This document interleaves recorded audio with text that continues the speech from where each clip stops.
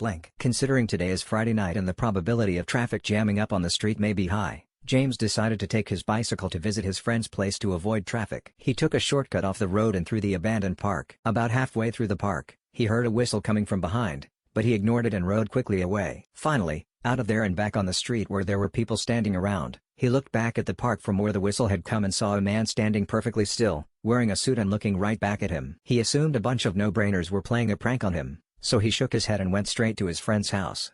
When he got to the house, his friend was in the shower, so he had to wait outside. Suddenly, there was the same whistle again, but this time it sounded closer than the last one. He turned around to find the suited man standing behind the locked main gate. A little frightened, he remained calm and warned the person to carry their joke elsewhere. He turned to call out to his friend to hurry up and open the door. When he turned back in the direction of the man, he found him standing inside the compound. Baffled by how quickly he got inside, James grew more concerned and alarmed. To avoid any surprises from the suited man, he kept his eyes fixed on him, but each time he blinked, the man moved a step closer. Unable to bear it anymore, James began to shout for his friend to come out. Just when the suited figure was inches away from James, his friend opened the door to see what all the fuss was about. Right in front of him were James and the silhouette of a man jumping the gate and making an escape. The police were called, but there were no signs of a suited man in the area or at the park. The only trace of the man was the video from the CCTV camera from earlier that night. Link has more stories.